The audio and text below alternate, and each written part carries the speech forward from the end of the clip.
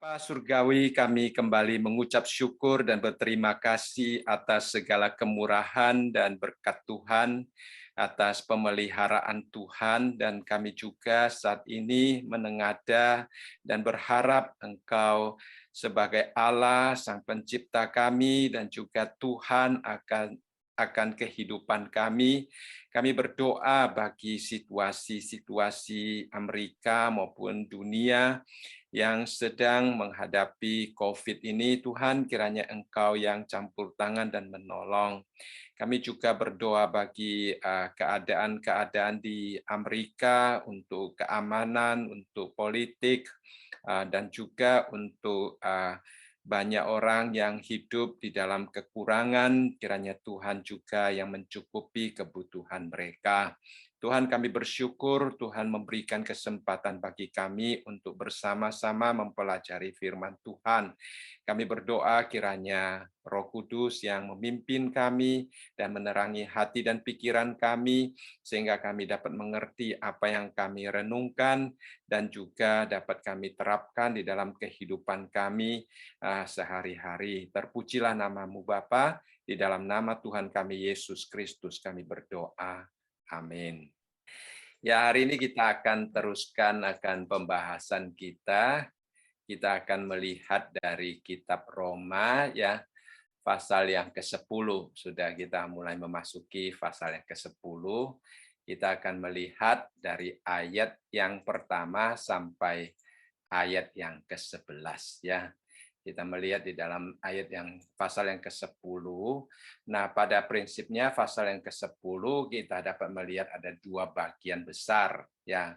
Yang pertama adalah dari ayat yang pertama sampai ayat yang ke-11. Nah, Rasul Paulus di dalam Roma pasal yang ke-10 ayat yang pertama sampai ayat yang ke-11 di situ menunjukkan perbedaan besar antara kebenaran melalui hukum yang dianut oleh orang-orang Yahudi yang tidak percaya kepada Tuhan Yesus, dan juga dia menunjukkan keunggulan besar dari kebenaran karena iman di atas kebenaran karena hukum, agar dia juga berusaha untuk menasihati dan mendorong orang-orang sebangsanya, yaitu orang-orang Yahudi, supaya mereka mau mendengarkan dia dan mau percaya kepada Tuhan Yesus. Dan juga dia menyatakan bahwa kalau orang-orang Yahudi yang tidak mau mendengarkan nasihat dia, itu sebenarnya adalah satu sikap yang sangat tidak bijaksana. Dia juga menunjukkan bagaimana buruknya akibat daripada menolak akan Injil yang Tuhan tawarkan kepada mereka.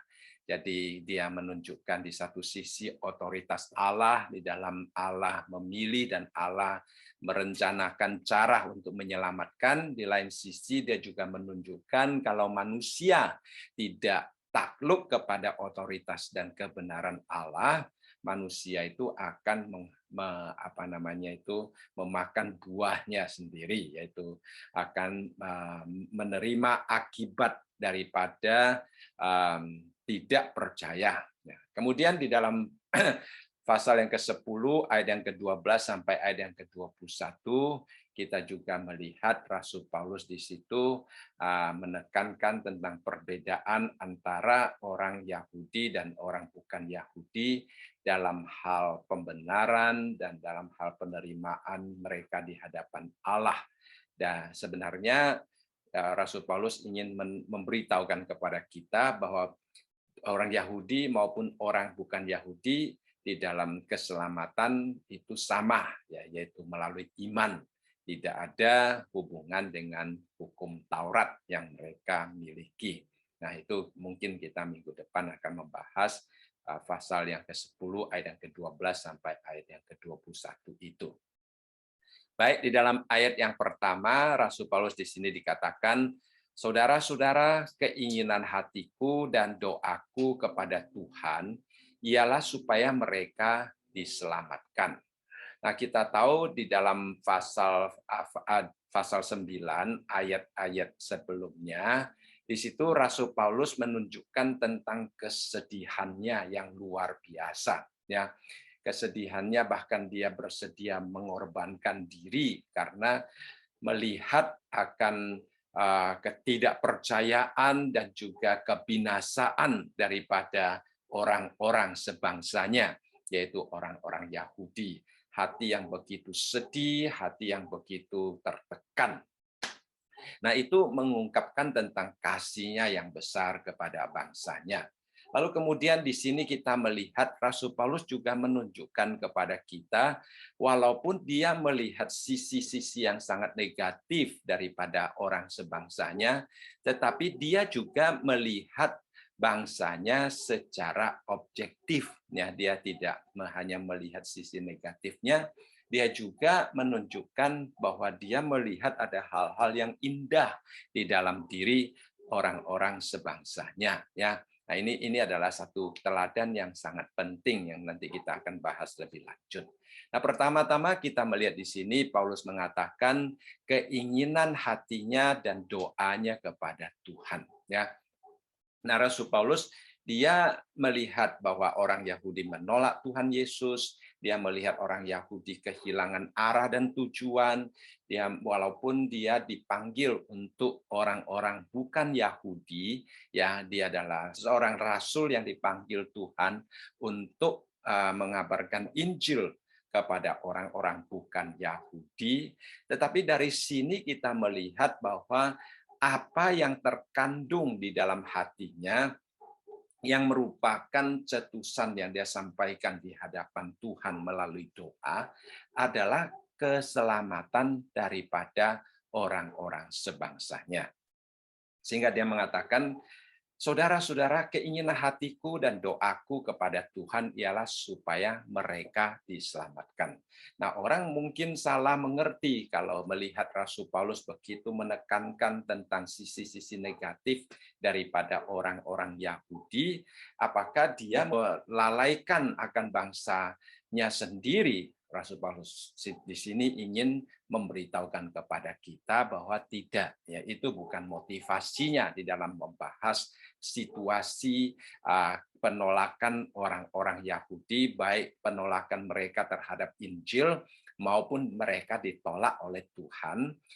Tapi tujuan utama dia membahas semuanya itu, ya itu penting saudara sekalian ya. Tujuan dia membahas semuanya itu bukan menekankan tentang penolakan mereka, tetapi tujuannya adalah supaya melaluinya dia dapat mendorong orang-orang sebangsanya untuk melihat keadaannya sendiri sehingga mereka dapat kembali kepada Tuhan.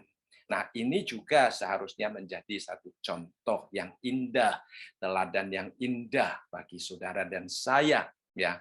Mengapa saya katakan demikian? Karena di dalam kita melayani Tuhan, kita juga akan berhadapan dengan orang-orang yang bersikap seperti orang-orang Yahudi terhadap pelayanan yang kita berikan kepada mereka, ya. Kita kadang-kadang memikirkan bagaimana kita dapat mempunyai satu strategi yang bagus di dalam mengembangkan gereja, di dalam mengapproach, mendekati orang-orang bukan Kristen, di dalam melakukan pelayanan-pelayanan sosial sebagai jembatan bagi kita untuk mendekati orang-orang bukan Kristen. Ya, kadang-kadang sebagai hamba Tuhan atau sebagai majelis gereja, kita memakai begitu banyak waktu kita untuk mempelajari, bahkan kadang-kadang kita pergi mengikuti seminar, kadang-kadang kita mengikuti kelas-kelas, supaya kita mengetahui bagaimana cara kita mendekati orang-orang yang bukan Kristen, bagaimana kita dapat membawa mereka kepada Kristus. Itu adalah kerinduan kita, itu adalah tujuan kita. Tetapi mungkin kita juga berhadapan seperti apa yang dihadapi oleh Paulus daripada orang-orang sebangsanya, saudara sekalian ya. Mereka sama sekali tidak menghargai akan usaha kita, mereka sama sekali tidak melihat usaha pendekatan kita itu mempunyai makna di dalam hidupnya, sehingga kalau kita melihat secara manusia, kita kadang-kadang merasa sangat kecewa, merasa sangat sedih melihat mengapa kita melakukan begitu banyak usaha untuk mengabarkan Injil, untuk berkorban bagi mereka. Mereka masih tidak mengerti akan usaha kita, masih tidak mau menerima Injil, bahkan tidak sedikit yang menghina Injil, menolak Tuhan, menghujat nama Tuhan, dan sebagainya. Nah, di dalam situasi yang demikian, kita perlu belajar seperti Rasul Paulus bahwa di dalam hati kita, ya, apa yang diinginkan oleh hati kita, apa yang menjadi doa kita, itu harus selalu terpelihara. Ya, harus selalu terpelihara. Mengapa saya katakan demikian? Karena hati kita sangat mudah digoncangkan oleh respons orang terhadap usaha yang kita berikan. Ya, satu pepatah mengatakan semakin besar harapan kita, semakin besar juga putus asa yang akan kita hadapi, ya saudara sekalian. Nah, kita menaruh harapan yang besar untuk mengabarkan Injil kepada orang lain, dan kadang-kadang kita melihat penolakan mereka, kadang-kadang kita melihat mereka menjauhi kita. Nah, saudara sekalian, penyesalan atau putus asa karena kegagalan itu juga akan sangat nyata di dalam pelayanan kita. Nah, di dalam situasi yang demikian, sebagai orang Kristen, kita gampang juga kehilangan unsur yang utama di dalam kita hidup melayani Tuhan, yaitu seperti yang Rasul Paulus katakan di dalam ayat yang pertama itu. Apa yang terkandung di dalam hati kita, apa yang terkandung di dalam doa kita, seharusnya tidak digoncangkan. Ya, itu penting sekali. Jadi kita melayani, ya kita melihat situasi. Sekarang kita di Bay Area, kita melihat dunia kita melihat masyarakat yang kita hadapi, ya mereka mulai jauh daripada Tuhan, bukan saja mulai jauh daripada Tuhan, bahkan hidup mereka sungguh-sungguh jauh daripada Tuhan. Ya, kita mendoakan mereka, tetapi belum melihat hasil yang sangat indah, ya, saudara sekalian. Tapi kita tetap menjaga hati, sikap hati seperti Rasul Paulus, yaitu menginginkan supaya mereka diselamatkan. Ya, saudara sekalian, itu adalah satu hal yang sangat kita utamakan di dalam kehidupan kita. Walaupun bangsa tertentu, agama tertentu, mereka berjuang keras untuk menghancurkan atau menyiksa orang Kristen, akan tetapi kita harus memelihara hati yang mengasihi mereka seperti Rasul Paulus, ya. Karena kadang-kadang kita juga bisa terpengaruh bersikap seperti Yohanes dan Yakobus, saudara sekalian, ya. Kita melihat apa yang disampaikan oleh Yakobus dan Yohanes di dalam doa mereka, saudara sekalian. Kalau kita tidak sadarkan diri, saudara sekalian, kadang-kadang kita juga mungkin bisa jatuh di dalam pencobaan seperti mereka. Ya, kita melihat Yakobus dan Yohanes di dalam Lukas pasal yang ke-9 ayat yang ke-53 sampai ayat yang ke-54, di situ dikatakan, tetapi orang-orang Samaria itu tidak mau menerima dia karena perjalanannya menuju Yerusalem. Ketika dua muridnya, yaitu Yakobus dan Yohanes, melihat hal itu, ya, melihat hal apa? Melihat bahwa orang-orang Samaria menolak Tuhan Yesus, mereka berkata, Tuhan, apakah engkau mau supaya kami menyuruh api turun dari langit untuk membinasakan mereka? Nah, saudara sekalian, kita melihat di sini bahwa murid-murid Tuhan Yesus pada waktu itu sangat kesal, ya, melihat penolakan yang dilakukan oleh orang-orang Samaria terhadap Tuhan Yesus. Kita sebagai manusia, walaupun kita sudah percaya kepada Tuhan Yesus, walaupun di dalam hati kita Tuhan tanamkan beban dan panggilan untuk menginjili orang-orang, untuk memenangkan jiwa-jiwa, tapi kita masih manusia, saudara sekalian. Kita harus selalu berhati-hati karena dikatakan iblis seperti singa yang mengaum-ngaum, ya, berjalan mengelilingi kita, saudara sekalian, melihat kapan kita lengah, kapan juga kita akan masuk di dalam perangkapnya. Nah, pada waktu kita lengah, saudara sekalian, melayani dengan capek, ya saya tahu melayani di gereja bukan satu hal yang gampang, ya kadang-kadang kita rapat sampai capek sekali, kadang-kadang kita harus memikirkan program dengan sangat capek sekali, kadang-kadang kita melakukan sampai mungkin capek sekali, saudara sekalian. Pelayanan adalah sesuatu yang bisa melelahkan, saudara sekalian. Pada waktu kita dalam keadaan lelah, saudara sekalian, ya, iblis mungkin memakai kesempatan itu untuk menggoda kita.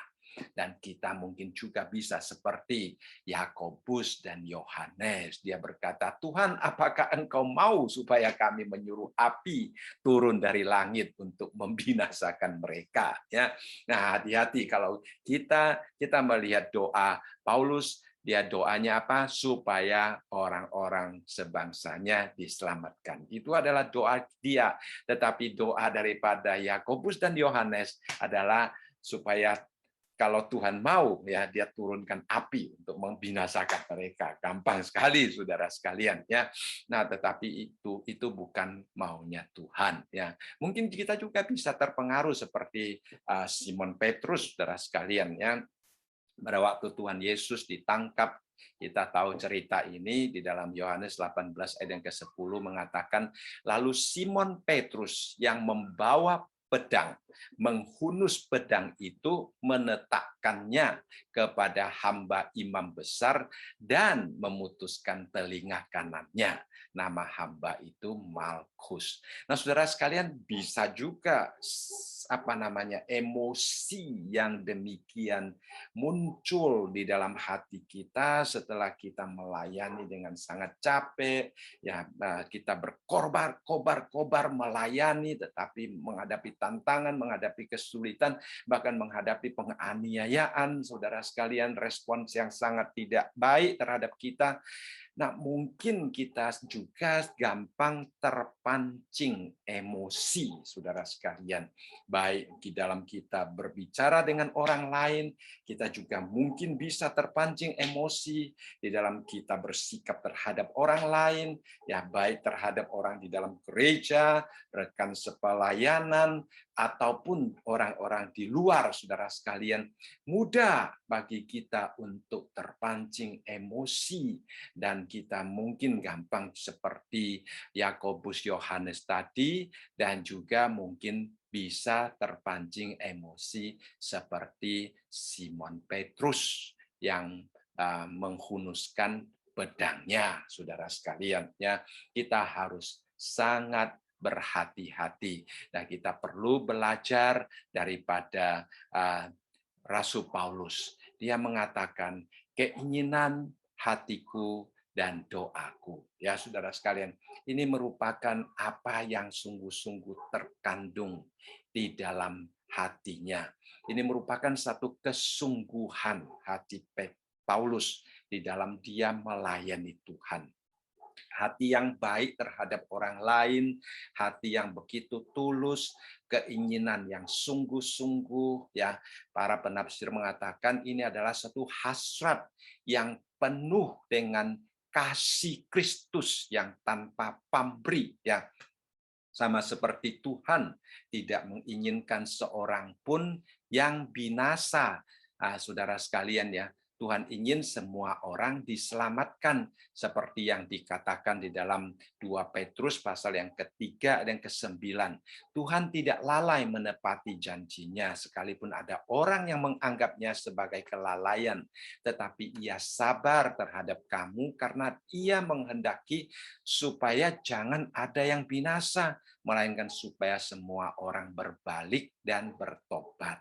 Nah, ini yang ada di dalam hati Rasul Paulus terhadap bangsanya.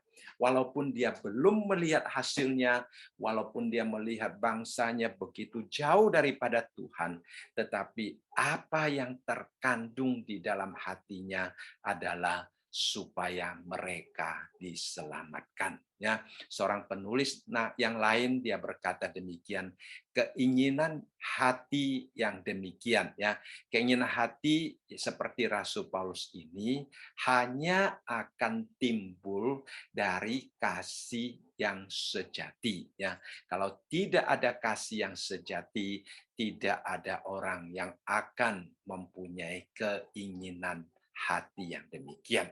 Nah, baik, kita melihat di sini Rasul Paulus mengatakan supaya mereka diselamatkan. Berarti kita juga melihat ada harapan yang terkandung di dalam hati Rasul Paulus. Saudara sekalian, di dalam kita menginjili seseorang, kita juga harus tetap mempunyai harapan yang demikian, ya. Walaupun kadang-kadang di dalam kita menginjili seseorang sulit orang tersebut untuk menerima apa yang kita jelaskan, semakin kita berusaha menjelaskan, semakin dia mengeraskan hati dan sebagainya. Ya, saya ingat saya pernah menjelaskan di sini bahwa dulu ada seorang dosen saya di Lawang, ya, yang datang dari Madura. Dia menginjili papanya selama 40 tahun, saudara sekalian, ya. Dia memakan waktu yang panjang sekali untuk memenangkan papanya sendiri. Nah, itu adalah sesuatu hal yang tidak gampang. Tetapi yang perlu saya tekankan di sini adalah kerinduan supaya mereka diselamatkan, yang merupakan harapan yang kita pegang di dalam kita berusaha melayani dan memenangkan jiwa. Itu adalah sesuatu yang harus selalu ada di dalam hati kita, ya. Nah, kita harus selalu merindukan agar supaya di dalam pelayanan kita melihat orang diselamatkan, ya. Jadi ini adalah sesuatu yang terkandung di dalam hati Rasul Paulus, dan dikatakan di sini bahwa itu juga yang menjadi sesuatu yang dia doakan di dalam hatinya. Ini adalah sesuatu yang dia sampaikan di hadapan Tuhan. Nah, ini adalah satu niat yang sangat indah, ya, satu ketulusan dan satu kekuatan yang ada di dalam hati Rasul Paulus yang menjadi dorongan yang kuat.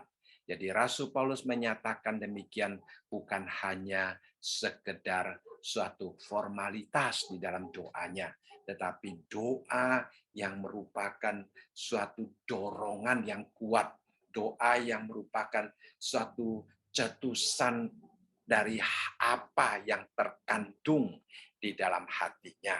Mengapa saya mengatakan demikian, saudara sekalian? Memang kita harus selalu berdoa, ya. Kita harus selalu berdoa, dan doa kita, ada orang mengatakan seharusnya setiap kita menghirup udara, kita bersyukur kepada Tuhan. Setiap kita dapat bergerak, kita bersyukur kepada Tuhan. Doa kita harusnya senyata dan sejalan dengan setiap pernafasan kita, ya. Jadi doa kita harus kita sampaikan di hadapan Tuhan sedemikian rupa. Tetapi pada waktu kita mempunyai sesuatu kerinduan yang khusus, nah, kita mungkin akan mempunyai satu sikap yang khusus juga di dalam doa kita. Ya, bukan berarti bahwa biasa-biasa kita berdoa hanya sekedar atau basa-basi, bukan itu artinya, saudara sekalian, melainkan kita di dalam memelihara komunikasi kita dengan Tuhan, baik melalui membaca firman Tuhan maupun melalui doa kita kepada Tuhan, itu adalah satu komunikasi kita seperti Bapa kita. Seperti kita bicara dengan orang tua kita di surga, ya. Tetapi pada waktu kita mempunyai satu situasi yang khusus, mungkin kita akan menggumulinya, ya. Nah, ini seperti seorang anak datang kepada orang tuanya, ya, atau seperti kita berbicara dengan papa mama kita di rumah misalnya. Ya, kalau sehari-hari kita berbicara seperti biasa-biasa, ya. Tapi pada waktu seorang anak mempunyai sesuatu yang kerinduan yang khusus, dia akan berbicara dengan lebih sikap dan keseriusan yang berbeda. Nah, disinilah kita melihat Rasul Paulus pada waktu dia sungguh-sungguh menggumuli akan keselamatan daripada orang sebangsanya, dia mengatakan bahwa dia sungguh-sungguh menggumulkannya di dalam doa. Saudara, saya rasa ini adalah satu hal yang sangat indah, teladan yang sangat indah, yang patut kita pelajari, ya. Jadi Rasul Paulus dia katakan, keinginan hatiku dan doaku kepada Tuhan ialah supaya mereka diselamatkan. Jadi dia terlebih dahulu mempunyai satu keinginan, mempunyai satu kerinduan, dan dia jadikan apa yang dia rindukan itu sebagai sesuatu yang dia sampaikan kepada Tuhan. Dia tidak hanya merindukannya, tetapi dia percaya Tuhan dapat menolong dia merealisasikannya. Nah, ini adalah hal yang sangat penting, ya. Kemudian di dalam ayat yang kedua dimulai dengan istilah sebab. Ya, dia katakan, sebab aku dapat memberi kesaksian tentang mereka, bahwa mereka sungguh-sungguh giat untuk Allah, tetapi tanpa pengertian yang benar. Nah, tadi saya katakan di dalam pasal yang ke-9, Rasul Paulus mengatakan tentang duka cita yang ada di dalam hatinya, kesedihan yang ada di dalam hatinya pada waktu dia memikirkan orang-orang sebangsanya. Ya, bahkan di dalam ayat yang ketiga dikatakan bahkan aku mau terkutuk dan terpisah dari Kristus demi saudara-saudaraku, kaum sebangsaku secara jasmani. Jadi kita melihat di sini Rasul Paulus di satu sisi dia sangat sedih. Tetapi walaupun di dalam situasi yang sedih, dia tetap dapat menjadi saksi tentang kebaikan yang ada di dalam diri orang sebangsanya.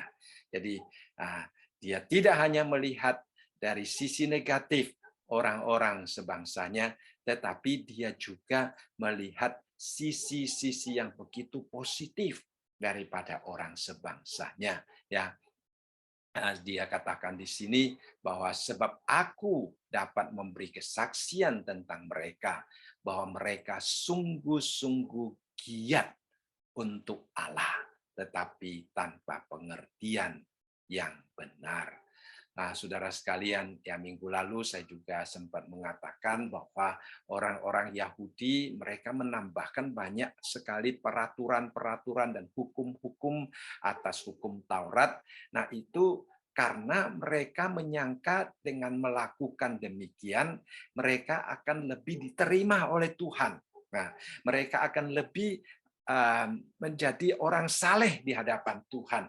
Bahkan di dalam menyiksa orang Kristen, menyiksa pengikut-pengikut Kristus, mereka menyangka mereka melakukan sesuatu yang menyenangkan Tuhan. Jadi sebenarnya ketulusan hatinya, ya, semangat juang di dalam hatinya itu ada untuk Tuhan. Itu sesuatu yang Rasul Paulus katakan, yang Rasul Paulus lihat, ya, bahwa mereka memang mempunyai semangat, mempunyai usaha untuk bergiat bagi Tuhan, ya. Jadi di satu sisi kita melihat walaupun dia sangat memusuhi Rasul Paulus, tetapi di lain sisi Rasul Paulus juga menunjukkan kepada kita bahwa dia dapat melihat motivasi yang ada di balik daripada perbuatan yang salah daripada Rasul Paulus. Nah, kadang-kadang kita perlu belajar daripada Rasul Paulus. Jangan hanya melihat sesuatu yang ada di luar daripada perbuatan seseorang, kehidupan seseorang, tetapi kita juga berusaha untuk melihat motivasi apa yang menyebabkan mereka berbuat demikian. Ya, nah kita melihat di sini orang-orang Yahudi, walaupun mereka menyiksa Rasul Paulus, tetapi Rasul Paulus berkata, dia juga melihat bahwa mereka sungguh-sungguh giat untuk Tuhan. Ya, seorang penulis mengatakan kita harus belajar dan melatih diri kita melihat hal-hal yang terpuji daripada orang lain, serta belajar mengasihi mereka walaupun orang itu melakukan sesuatu yang merugikan dan melukai kita. Nah, itu penting, saudara sekalian ya. Nah, saya ulangi, kita harus belajar untuk melatih diri dan melihat hal-hal yang terpuji daripada orang lain, serta belajar mengasihi mereka. Walaupun ya saudara sekalian, mungkin apa yang mereka lakukan itu adalah sesuatu yang melukai, sesuatu yang menyiksa diri kita. Itu adalah pelajaran yang sangat penting bagi kita sebagai orang Kristen, seperti yang Tuhan Yesus ajarkan, mengasihi musuh kita. Baik, kita melihat Rasul Paulus di sini dikatakan bahwa mereka sungguh-sungguh giat untuk Tuhan. Ya, munculnya hati yang menentang Injil Kristus pada orang-orang Yahudi yang tidak percaya sebenarnya adalah akibat dari kesungguhan hati mereka yang mau giat bagi Allah, giat di dalam melakukan hukum Taurat, karena mereka menganggap bahwa apa yang dilakukan oleh orang-orang Kristen, apa yang dilakukan oleh pengikut-pengikut Kristus adalah sesuatu yang menghujat atau menentang hukum Taurat yang mereka anut. Jadi ini adalah sesuatu yang terjadi pada waktu itu. Nah, kalau kita melihat, bukankah ini sesuatu yang sangat memprihatinkan ya saudara sekalian, sesuatu yang sangat menyedihkan. Nah, Rasul Paulus pada waktu dia mengatakan di dalam Roma pasal 9 ayat yang pertama dan sampai ketiga, mungkin juga merupakan sesuatu cetusan tentang situasi yang demikian, sehingga dia begitu sedih untuk mereka. Dia melihat mereka begitu giat, begitu aktif untuk Tuhan, tetapi aktif dan giat secara buta, saudara. Di satu sisi mereka menganiaya orang Kristen, pengikut-pengikut dan pelayan Kristus. Di lain sisi mereka menyangka mereka sedang hidup memuliakan Tuhan, saudara. Ya, seperti yang Tuhan Yesus pernah katakan di dalam Yohanes pasal yang ke-16 ayat yang kedua, kamu akan dikucilkan, bahkan akan datang saatnya bahwa setiap orang yang membunuh kamu akan menyangka bahwa ia berbuat bakti bagi Allah. Nah, saudara, kita lihat di sini ya, di dalam Yohanes pasal yang ke-16 ayat yang kedua. Kamu akan dikucilkan, bahkan akan datang saatnya bahwa setiap orang yang membunuh kamu akan menyangka bahwa ia berbakti, ya, berbuat bakti bagi Allah. Nah, ini yang sedang terjadi pada diri orang-orang Yahudi pada waktu itu. Ya, mereka sungguh-sungguh giat bagi Allah, tetapi di sini dikatakan mereka tidak mempunyai pengertian yang benar. Nah, Rasul Paulus di sini menunjukkan tentang kesalahan fatal yang dilakukan oleh orang-orang Yahudi yang tidak percaya, yang merupakan penyebab kehancuran mereka. Semangat mereka tidak sesuai dengan konsepsi atau pengetahuan, pengertian yang benar tentang firman Allah, tentang kebenaran Allah. Itu adalah satu hal yang sangat menyedihkan. Ya, memang benar bahwa Tuhan memberi mereka hukum, ya, membuat hingga mereka begitu bersemangat untuk melakukan hukum itu. Nah, itu adalah sisi yang Tuhan percayakan kepada mereka. Tetapi mereka tidak mengerti secara benar akan hukum yang telah Tuhan berikan kepada mereka. Ya, artinya sebenarnya kalau mereka membaca baik-baik akan hukum Taurat, akan perjanjian lama yang Allah berikan kepada mereka, mereka seharusnya melihat bahwa hukum Taurat yang Tuhan berikan sebenarnya mempersiapkan mereka untuk menerima Sang Mesias yang Tuhan janjikan di dalam perjanjian lama itu. Ya. Nah, kalau mereka mengerti, mereka akan membuka hati mereka, mereka akan menerima Tuhan Yesus, sehingga semangat mereka untuk Tuhan itu menjadi sesuatu yang mempunyai makna. Akan tetapi sangat disayangkan, walaupun mereka menerima hukum Taurat, walaupun mereka menerima perjanjian lama, tetapi mereka tidak mempunyai pengertian yang benar. Mereka tidak baca dan mengerti secara benar, sehingga mereka menyangka Yesus itu yang seharusnya adalah Mesias yang mereka nantikan itu adalah penghujat Allah. Ya, mereka menyangka Mesias yang datang untuk menggenapi hukum itu sebagai orang yang melanggar hukum. Nah, saudara sekalian ya, Tuhan Yesus datang ke dalam dunia ini untuk menggenapi hukum Taurat, tetapi penggenap hukum Taurat disangka sebagai pelanggar hukum Taurat. Nah, itulah yang dikatakan oleh Rasul Paulus di sini, bahwa mereka tidak mempunyai pengenalan atau pengertian yang benar. Padahal Tuhan Yesus di dalam datang ke dalam dunia ini, Tuhan Yesus juga memperkenalkan dirinya sebagai anak Allah. Tuhan Yesus juga memperkenalkan dirinya sebagai kebenaran. Dan Tuhan Yesus bahkan mengatakan bahwa kita harus menyembah kepada Allah melalui Dia. Akan tetapi mereka, karena mata mereka sudah dibutakan oleh suatu pengertian yang salah, sehingga mereka tidak dapat mengerti, tidak dapat melihat kebenaran yang Allah sebenarnya sedang tunjukkan, atau melalui kedatangan Tuhan Yesus, Allah memperjelas akan janjinya, tetapi mereka tidak dapat melihat, mereka tidak dapat mengerti, dan pengertian yang salah itu telah menjadi sesuatu yang menutup mata mereka, sehingga mereka tidak dapat mengenal Yesus Kristus.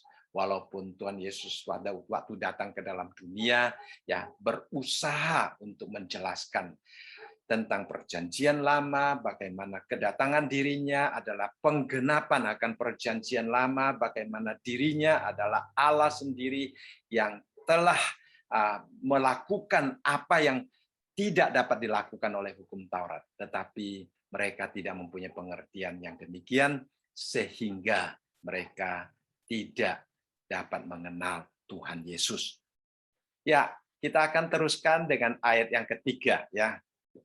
Nah, kita melihat di dalam ayat yang ketiga, dikatakan di sini, sebab oleh karena mereka tidak mengenal kebenaran Allah, dan oleh karena mereka berusaha untuk mendirikan kebenaran mereka sendiri, maka mereka tidak takluk kepada kebenaran Allah. Nah, di sini kita melihat ada dua istilah oleh karena, merupakan alasan ya. Dan di sini kita melihat satu istilah maka, yang merupakan akibat ataupun hasil daripada sikap mereka. Nah, sikap mereka adalah pertama-tama mereka tidak takluk kepada kebenaran Allah. Ya, ini adalah sikap daripada orang-orang Yahudi terhadap kebenaran Allah. Nah, tidak takluk di dalam bahasa aslinya itu mempunyai pengertian tidak menaruh diri di bawah kuasa daripada kebenaran Allah. Ya, jadi orang-orang Yahudi tidak menempatkan diri mereka di bawah kuasa hukum Taurat ataupun kebenaran daripada Allah sendiri. Itulah sebabnya kita melihat di sini Rasul Paulus di satu sisi di dalam ayat yang kedua menunjukkan kepada kita bahwa mereka sangat giat, ya, mereka sangat giat, tetapi mereka tidak mengerti. Mengapa mereka tidak mengerti? Di sini ada satu sebabnya. Mengapa mereka tidak mengerti? Sebab mereka tidak takluk kepada kebenaran Allah. Nah, kita melihat di sini untuk dapat mengerti kebenaran Allah. Untuk dapat mengerti, mereka tidak mengerti karena tidak takluk. Jadi untuk mengerti kebenaran Allah secara benar, kita harus mempunyai sikap yang benar. Dan sikap yang benar di sini adalah sikap takluk kepada kebenaran Allah. Yaitu kita melihat iman dan ketaatan. Itu adalah unsur yang sangat penting untuk sungguh-sungguh mengerti kebenaran Allah. Kalau kita tidak mempunyai sikap yang benar, ya, kalau kita tidak mempunyai hati yang taat dan takluk kepada firman Allah, kebenaran Allah di dalam kita mempelajari firman Allah, maka kita juga akan seperti orang Yahudi yang pada akhirnya ya tidak mengerti kebenaran Allah. Dan kalau kita tidak mengerti kebenaran Allah, walaupun kita bersemangat, walaupun kita giat melayani Tuhan, tetapi kita juga akan melayani giat secara tidak menyenangkan Tuhan, karena kita tidak giat secara benar di hadapan Allah. Jadi ini adalah satu unsur yang sangat penting, ya. Jadi orang Yahudi mereka karena tidak taat, tidak menaruh diri di bawah kuasa kebenaran Allah, maka pada akhirnya mereka memandang cara Allah menyelamatkan orang lain itu sebagai cara yang tidak dapat mereka terima, ya. Nah, di sini kita melihat hubungan sekali lagi antara kebenaran Allah dan ketaatan adalah sangat penting. Nah, pengalaman saya, semakin kita taat kepada kebenaran Allah, semakin kita akan melihat bahwa apa yang Allah katakan itu benar. Nah, saudara sekalian, ya, semakin kita taat pada kebenaran Allah, semakin kita akan mengalami dan mengaminkan bahwa apa yang Allah katakan itu benar. Misalnya saudara sekalian, Allah mengatakan kita harus mengasihi musuh kita. Itu secara logika ataupun bagi orang dunia itu adalah satu kebodohan. Ya. Kalau kita menasihati orang dunia untuk mengasihi musuhnya, mereka akan katakan kamu akan lebih diinjak-injak kalau engkau mengasihi musuhmu. Ya. Jadi semakin mereka tidak mau mendengarkan, semakin mereka tidak akan mengerti bahwa prinsip yang Allah katakan kepada kita itu sebenarnya adalah sesuatu yang membuat kita bahagia, ya, membuat kita bisa membangun hubungan yang benar dengan orang lain. Tetapi karena mereka tidak mau percaya, tidak mau taat melakukannya, akhirnya mereka tidak pernah mendapatkan faedah daripada kebenaran itu. Tetapi bagi kita, kalau kita sungguh-sungguh mau mengasihi musuh kita, saudara, kita mendoakan mereka, walaupun mungkin sekarang kita tidak melihat hasilnya, tapi juga kita mengalami banyak bahwa orang-orang yang tadinya pernah memusuhi kita, pernah salah paham terhadap kita, mereka akhirnya mengerti bahwa kita mengasihi mereka dan mereka berubah sikap, bahkan tidak sedikit menjadi teman baik bagi kita, saudara sekalian. Ya, karena apa? Karena ini adalah sesuatu kebenaran yang Allah ajarkan. Dan kalau kita terapkan di dalam hidup kita, kita akan melihat hasilnya, akan mendapatkan faedahnya, akan menikmati berkatnya. Ya, jadi ini adalah sesuatu yang penting. Nah, dikatakan di sini bahwa orang-orang Yahudi Mereka tidak mengerti firman Tuhan, mereka tidak mengerti kebenaran karena mereka tidak takluk kepada kebenaran itu. Lalu mengapa mereka tidak mau takluk kepada kebenaran itu? Di sini ada dua istilah oleh karena. Yang pertama adalah karena mereka tidak mengenal kebenaran. Ya, mereka tidak mengenal kebenaran Allah. Nah, kebenaran Allah yang dimaksudkan di sini, yang dijelaskan oleh Rasul Paulus di bagian-bagian sebelumnya adalah pertama-tama kedaulatan Allah. Adalah cara Allah menyelamatkan manusia, ya, bukan dengan melakukan hukum Taurat, tetapi dengan iman, saudara sekalian. Nah, secara logika bagi orang-orang Yahudi yang selalu dididik, diajar bahwa mereka harus memenuhi tuntutan hukum Taurat, sekarang diberitahu bahwa mereka boleh menerima keselamatan dengan cuma-cuma sebagai anugerah Tuhan, bagi mereka adalah sesuatu yang tidak mungkin. Ya, bagi mereka adalah sesuatu yang tidak masuk akal karena mereka tidak mengenalnya. Ya, karena mereka tidak mengenalnya. Nah, hari ini kita di dalam menginjili seseorang, di dalam memenangkan orang lain, konsep yang demikian juga seringkali merupakan sesuatu halangan besar bagi orang untuk menerima keselamatan daripada Tuhan. Ya, apalagi kalau kita hidup di dalam satu budaya yang mengatakan no free lunch, saudara sekalian, ya, seperti tidak ada yang free. Masa anugerah bisa free? Ya, masa keselamatan bisa free? Lunch, makan siang aja tidak ada yang free, saudara sekalian, ya.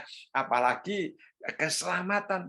Jadi bagi agama-agama lain, paling sedikit mereka akan merasa mereka mungkin diselamatkan kalau mereka melakukan amal, ya, menggunakan amal mereka untuk menyelesaikan masalah dosa yang ada di dalam diri mereka.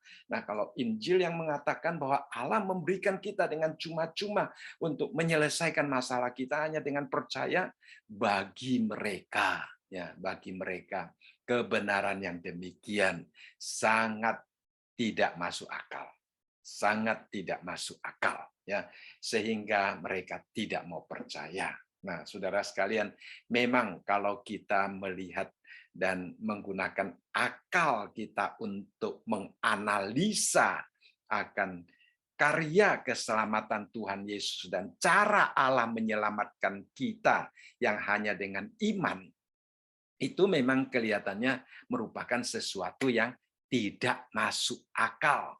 Ya, saudara ingat saya pernah men-sharingkan bahwa waktu di sekolah teologi seorang dosen kami, dosen penginjilan, dia mengatakan jangan masuk dalam perdebatan kalau engkau menginjili seseorang, ya kan. Dan kalau sampai engkau berdebat dengan seseorang tentang Injil, kemudian dia kalah debat, saudara sekalian, ya, kita harus kasih tahu dia jangan percaya karena kamu kalah debat, ya. Saudara sekalian, mengapa demikian? Kalau seseorang kalah debat lalu dia mengatakan baik, saya menerima akan Injilmu, besok dia pergi cari lagi alasan untuk menolak Injil kita, kemudian datang berdebat lagi, ya. Nah, mereka tidak mempunyai iman yang benar, mereka hanya mengaku kalah, saudara sekalian, ya. Jadi memang secara akal sehat sulit bagi kita untuk mengerti bahwa hanya dengan iman kita diselamatkan. Tetapi kita bersyukur kepada Tuhan bahwa Roh Kuduslah yang bekerja di dalam hati kita. Ya, jadi pertama-tama dikatakan mereka tidak mengenal kebenaran Allah. Mereka tidak tahu tentang otoritas Allah yang begitu mutlak. Mereka tidak tahu bahwa adanya anugerah yang cuma-cuma yang Allah pakai untuk menyelamatkan kita. Ya, memang secara manusia kita tidak dapat mengertinya, hanya Roh Kudus yang dapat bekerja, yang dapat memampukan kita untuk menerima, ya, menerima.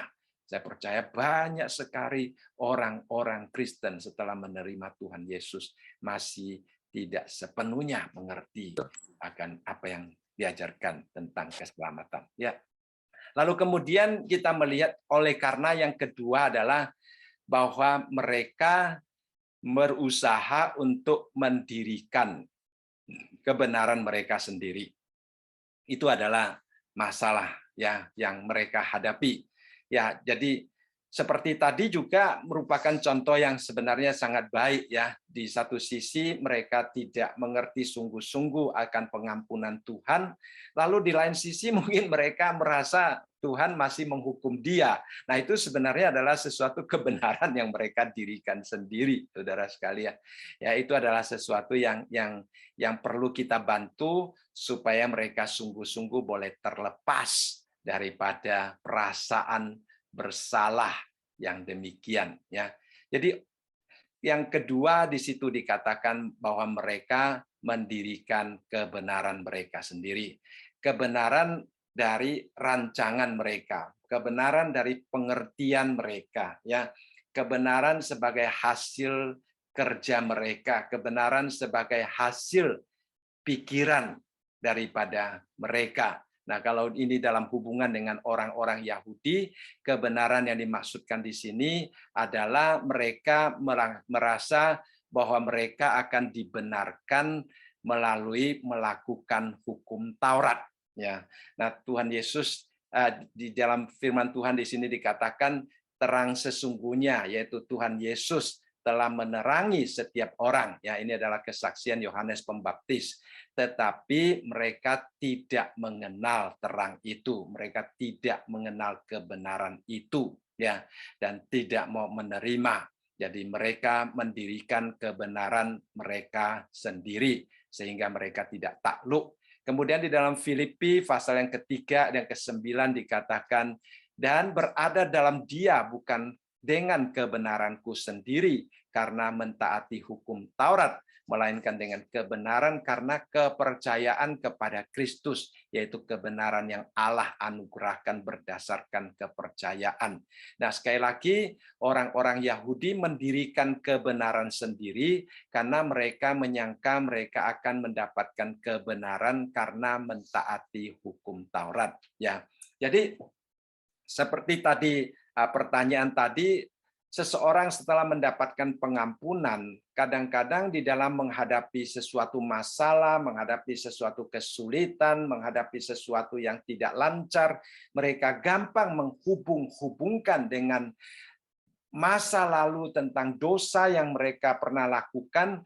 Nah, itu sedikit banyak terpengaruh dengan konsep seperti orang Yahudi. Ya, kalau saya harus menyelesaikan masalah saya seperti saya harus mentaati hukum Taurat, baru bisa mendapatkan pembenaran di hadapan Allah. Ya, itu sesuatu yang kebenaran yang kita dirikan sendiri. Ya, nah di dalam Lukas kita juga melihat di situ Tuhan Yesus menunjukkan tentang dua orang yang datang ke bait Allah. Saya percaya kita sangat sangat familiar dengan ayat ini, ya, yaitu orang Farisi dan pemungut cukai. Nah, kita melihat orang Farisi di sini, dia juga mendirikan kebenarannya sendiri. Ya, dia katakan orang Farisi itu berdiri dan berdoa dalam hatinya begini, ya Allah, aku mengucap syukur kepadamu karena aku tidak sama seperti semua orang lain. Ya, dia katakan bukan perampok, bukan orang lalim, bukan penzina, bukan juga seperti pemungut cukai ini. Ya, aku berpuasa 2 kali seminggu, aku memberikan 1/10 dari segala penghasilanku. Jadi kita melihat memang apa yang dia ucapkan itu sesuatu yang indah, sesuatu yang baik, tetapi karena dia menyangka bahwa dengan hidup demikian dia benar di hadapan Allah, dia diterima oleh Allah. Tuhan Yesus di dalam penilaiannya di dalam ayat yang ke-14 mengatakan, aku berkata kepadamu, orang ini pulang ke rumahnya sebagai orang yang dibenarkan Allah dan orang lain itu tidak. Nah, orang ini yang dimaksudkan adalah pemungut cukai yang berdiri jauh-jauh, bahkan tidak berani menengadah ke langit, melainkan ia memukul dirinya dan berkata, ya Allah, kasihanilah aku orang yang berdosa ini. Nah, jadi ini Tuhan Yesus mengatakan pemungut cukai inilah yang akan dibenarkan, sedangkan yang lain tidak. Itu maksudnya adalah orang Farisi yang mendirikan kebenarannya sendiri, yang menganggap dia benar dengan melakukan yang demikian. Ya, jadi kita melihat ini juga ayat yang juga tadi boleh menolong saudara-saudara kita yang selalu merasa bersalah. Kita melihat bahwa Tuhan, walaupun pemungut cukai itu doanya sangat sederhana, doanya sangat pendek, hanya meminta Tuhan mengampuni dia, tetapi Tuhan Yesus mengatakan bahwa dia karena penyesalan yang sungguh-sungguh, segala dosanya diampuni Tuhan dan dia dibenarkan di hadapan Allah. Ya, jadi kita melihat ini satu contoh yang sangat indah. Jadi kalau seandainya orang-orang Yahudi sungguh-sungguh belajar firman Tuhan dengan baik, ya, maka mereka seharusnya akan mengerti bahwa tidak ada perbuatan yang dapat memuaskan tuntutan keadilan Allah. Ya, ini adalah di dalam Yesaya pasal yang ke-64, khususnya di dalam ayat yang ke-6 dikatakan, demikianlah kami sekalian seperti seorang najis dan segala kesalehan kami seperti kain kotor. Kami sekalian menjadi layu seperti daun, ya saudara sekalian. Jadi di sini dengan sangat jelas sekali Yesaya memberitahukan kepada kita bahwa perbuatan kita sebenarnya itu sangat tidak dapat memuaskan tuntutan keadilan Allah, ya. Bahkan dikatakan di sini kesalehan kita seperti kain yang kotor di hadapan Allah. Kita tahu kain yang kotor semakin dipakai untuk membersihkan sesuatu akan semakin mengotori sesuatu. Jadi di sini sekali lagi orang Yahudi mereka mencoba untuk mendirikan kebenaran mereka. Yang dimaksudkan dengan kebenaran yang mereka dirikan adalah mereka mencoba mendapatkan kebenaran di hadapan Allah melalui hukum Taurat, tetapi kebenaran yang Allah berikan kepada mereka adalah melalui iman kepada Tuhan Yesus. Tetapi karena mereka tidak mengenalnya, karena mereka mencoba mendirikannya, akhirnya mereka tidak takluk kepada kebenaran Allah.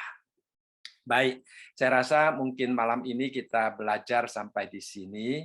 Ya, kita masuk dalam doa ya. Bapa di dalam surga, kami kembali bersyukur untuk firman-Mu yang boleh kami belajar bersama-sama pada malam hari ini dan menolong kami melihat walaupun orang Yahudi mereka giat untuk Allah, bahkan mereka menyangka apa yang mereka lakukan itu adalah sesuatu kebenaran di hadapan Allah. Tetapi sangat disayangkan bahwa mereka tidak mengenal dan tidak mengerti kebenaran Allah, sehingga mereka mencoba untuk mendirikan kebenaran mereka sendiri.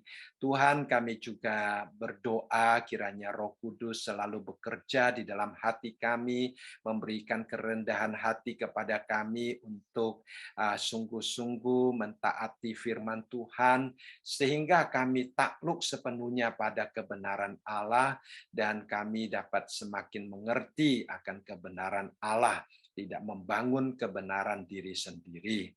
Tuhan, kami sekali lagi berdoa bagi setiap kami untuk kehidupan kami, kiranya kami semakin hari semakin mendekatkan diri kepada Tuhan, sehingga setiap aspek kehidupan kami boleh menjadi sarana-sarana yang membawa terang dan kebenaran Allah kepada dunia yang sangat membutuhkan Tuhan.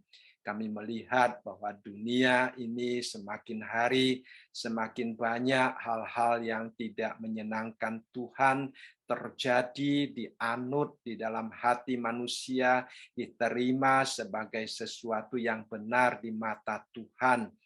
tetapi Tuhan kami sadar bahwa semuanya itu sangat menyedihkan Tuhan. Dan kadang-kadang kami juga mempunyai perasaan seperti Rasul Paulus pada waktu melihat situasi dunia, hati kami sangat sedih. Tetapi Tuhan kami juga rindu agar supaya mereka diselamatkan. Maka dari itu kami berdoa kiranya Tuhan memakai gerejamu, Tuhan memakai umatmu untuk menjadi terang bagi mereka, dan kiranya Roh Kudus bekerja di dalam hati mereka untuk menyadarkan mereka sebagaimana Tuhan sudah menyadarkan kami. Terima kasih Bapak, sekali lagi kami berdoa bagi situasi pandemi yang sedang terjadi, kiranya Tuhan juga yang menggerakkan agar supaya baik rakyat di Amerika maupun di seluruh dunia mau menjaga diri, mau menaati akan cara-cara hidup yang benar, sehingga kami boleh bekerja bersama-sama untuk meredakan pandemi ini. Terima kasih Bapa, di dalam nama Tuhan Yesus kami berdoa. Amin.